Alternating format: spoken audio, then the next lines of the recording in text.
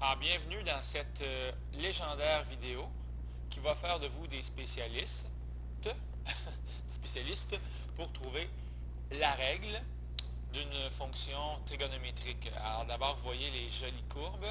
C'est clairement pas une fonction, clairement pas une parabole, là, OK?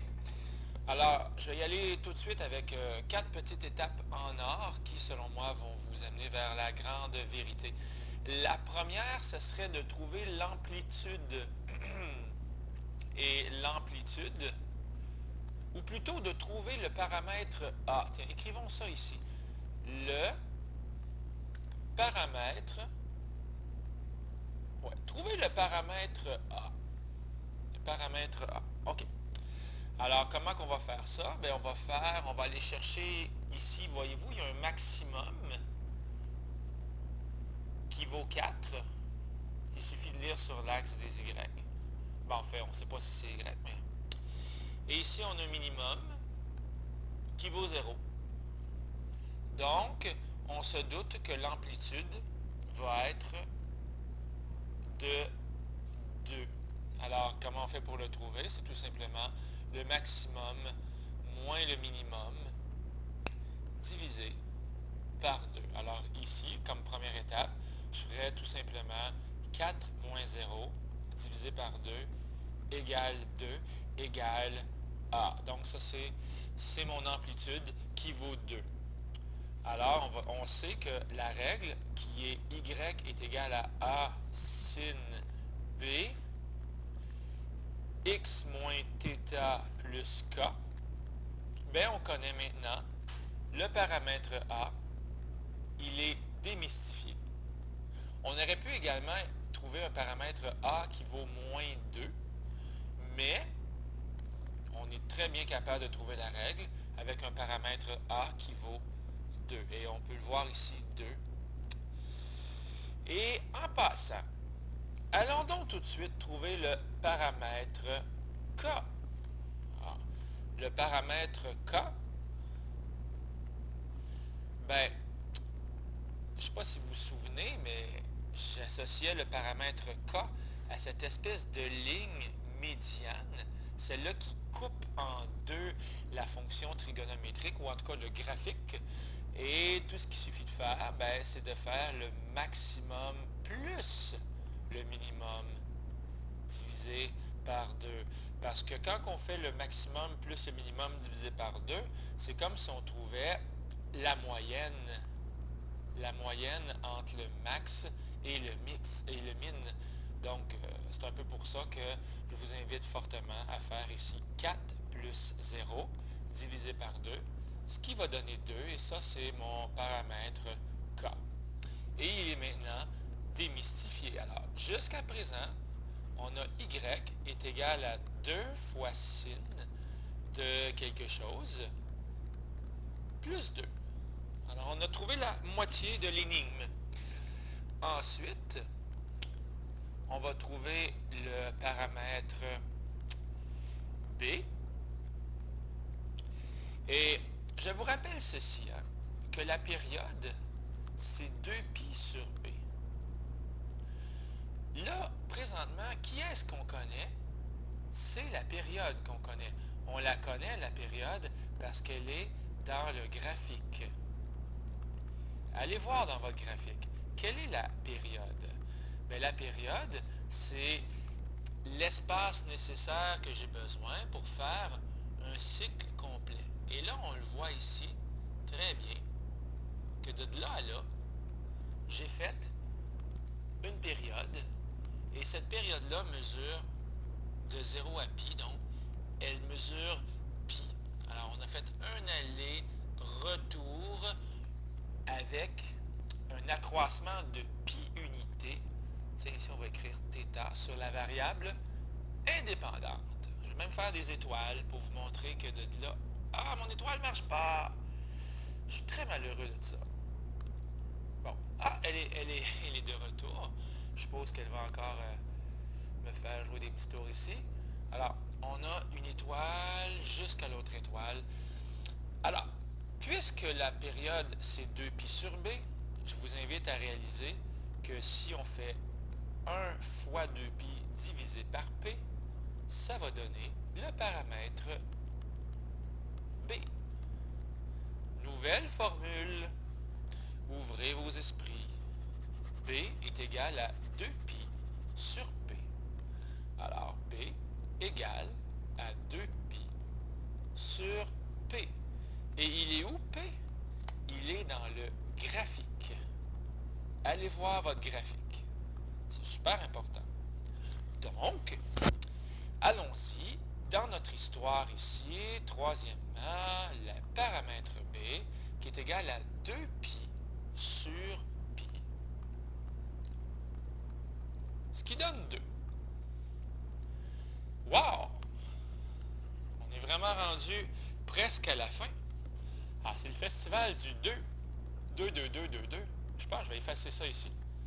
Et mettre un 2. Et là, la quatrième étape, c'est la plus difficile.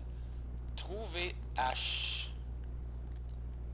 Et comment on va faire pour trouver le paramètre h? En regardant le décalage ou la translation. Et je vous rappelle ceci, et là c'est vraiment difficile. Lorsque vous avez... oui, je vais commencer par articuler. Lorsque vous avez une fonction trigonométrique de base, sinusoïdale, non, c'est pas ça que je veux. C'est ça que je veux. Alors, vous voyez que lorsqu'on a une fonction de base, elle commence au milieu, elle atteint son sommet, elle retourne au milieu, elle va au plus bas, et elle retourne au milieu. Ça, c'est la fonction sinus.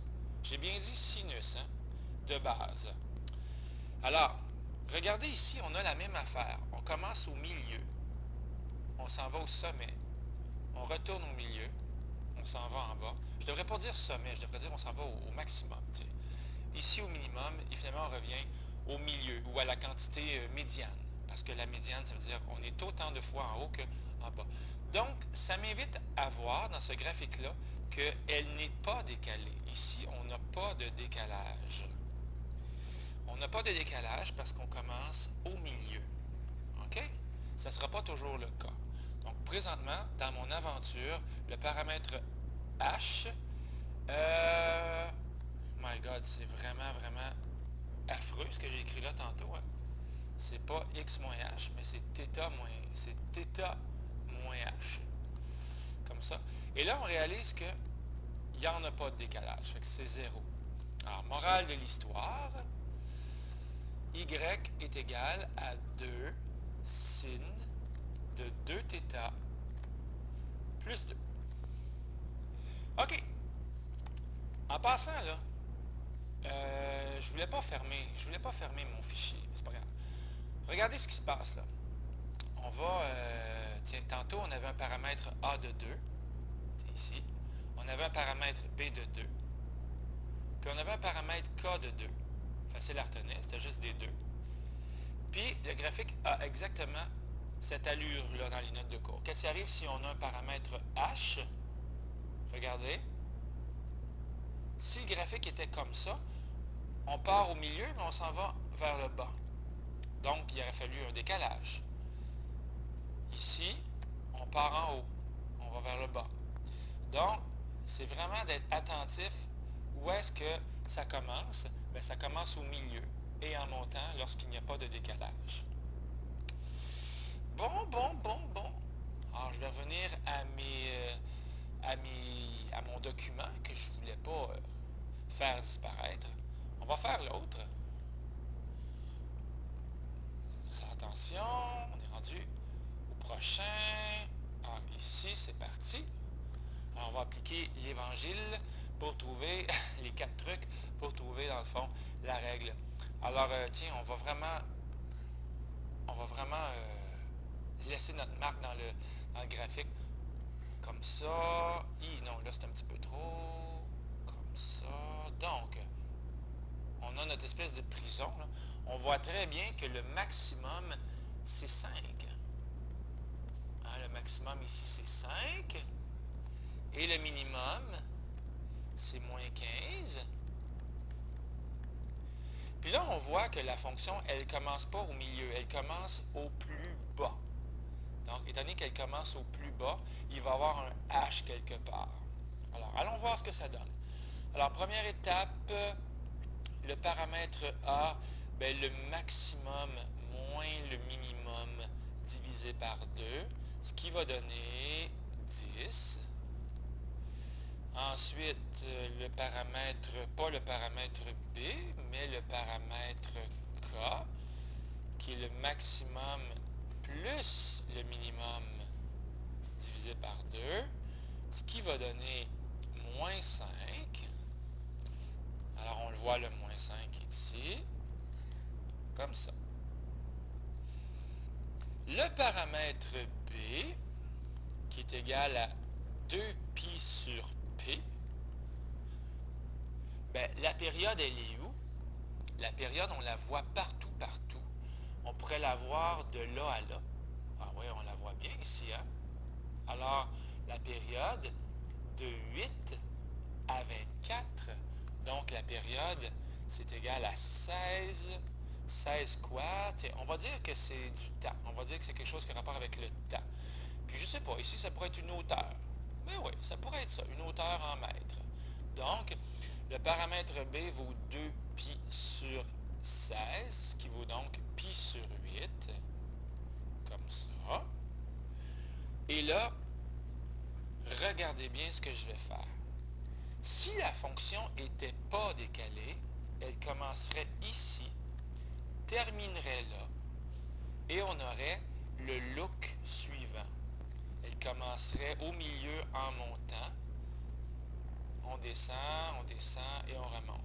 Ça, c'est s'il n'y avait pas de H. Mais il y en a un H, parce que on voit que ce point-là est ici. Clic, que ce point-là est ici. Et là, on réalise que si on bouscule la fonction de 4 unités vers la droite, on arrive sur celle-là où il faut trouver la règle.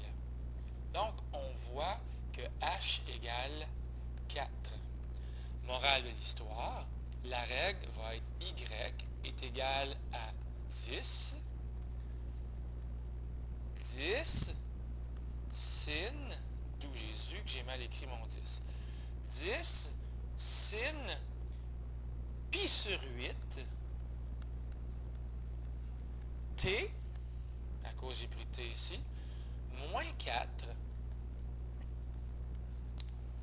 plus k, donc plus moins 5. Et voilà la règle. 10 sin pi sur 8 t moins 4 moins 5. Ça serait la règle de l'histoire. N'est-ce pas merveilleux? Je vais vous donner un truc. Vous voyez ici le paramètre B, il y a du pi dedans. Lorsqu'il y a du pi dans le paramètre B, il n'y en a pas sur l'axe de l'axe indépendant. Tantôt, c'est le contraire. Il y a du pi ici. Il y en a partout, en fait. Donc, dans le paramètre B, il n'y en avait pas de pi. Donc, je mets un pi puis je mets un x dedans. Il n'y avait pas de pi. Fait que quand il y a du pi dans le paramètre B, il n'y en a pas sur l'axe. Et quand c'est le contraire, c'est le contraire. All right? Dernière règle qu'on va trouver. J'ai encore fait une bêtise. J'ai fermé mon fichier. C'est très malheureux. Allez, ouvre-toi. On va maintenant trouver la règle, mais avec une histoire. Et ça va terminer la petite vidéo ici, comme ça. Donc, on va trouver la règle avec l'histoire. Et le truc, c'est de se faire un graphique. Et oui, fais-toi un graphique et tu vas être capable de trouver la règle. Une bouteille fait un cycle de va-et-vient sur l'océan. Elle va de plus 2 mètres à moins 2 mètres par rapport au niveau moyen. OK? Puis à toutes les 4 secondes. Alors, ici, c'est vraiment le temps. Puis au bout de 4 secondes, la bouteille va faire un aller-retour complet de plus 2 à moins 2. Et je vais tout de suite séparer en 4 parties, parce qu'une fonction trigonométrique, ça s'exprime bien en 4 morceaux. Puis là, ça dit, au départ, la bouteille est à son plus haut. OK, donc la bouteille est est ici, à plus 2 mètres. D'ailleurs, je devrais écrire ici hauteur, comme ça, en mètres. C'était une tentative de T. Alors, le T est très triste. T triste. Et là, la bouteille, ben, elle fait ça, comme ça, comme ça, comme ça, comme ça, et comme ça. Et une fois qu'on a fait le graphique, ben, ça va être très facile de trouver la règle. Alors, dans ce cas-là, on va trouver que le paramètre A vaut 2. On va trouver que le paramètre K vaut 0. On va trouver que le paramètre B qui vaut 2π sur 4, hein? Donc, 2π sur 4, ça fait π sur 2. Et finalement, on va trouver que oui, il y a un décalage. Il y a un décalage, il y a un décalage horizontal parce que si la fonction n'était pas décalée, et je vous invite vraiment à le dessiner, quand elle n'est pas décalée, on part au milieu en montant, comme ça, comme ça. Alors, on voit que, attention, attention, on dirait que cette fois-ci, il faut prendre la fonction pas décalée, pas décalée. OK, donc, comme ça. Est-ce que ça prend 2L? Décalé? Je doute, je sais pas. Je crois pas. Je pense que c'est 1L. Et on voit que la fonction qui n'est pas décalée, qu'est-ce que je dois faire? Alors, quoi faire à la fonction pas décalée pour avoir la fonction décalée? C'est ça le truc, là. Alors, qu'est-ce que je dois faire à la bleue pour avoir la mauve? Bien, je dois la tasser de 1 unité vers la gauche cette fois-ci. Donc, le paramètre H va aller moins 1. Alors, la règle Y égale 2 sin pi sur 2, comme ça. T plus 1. Et le K, ben 0, on n'a pas besoin de l'écrire.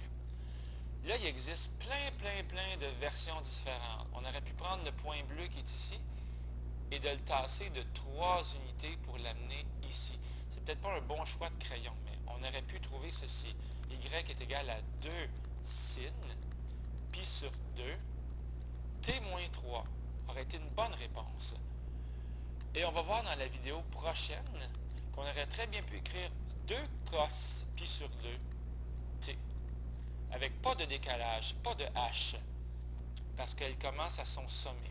Et quand elle commence à son sommet, on peut prendre à son maximum, je devrais dire, on peut prendre cos. On va voir ça dans la prochaine vidéo. Là, je le vois, il est écrit ici, la fonction cosinus. Mais je vous laisse là-dessus.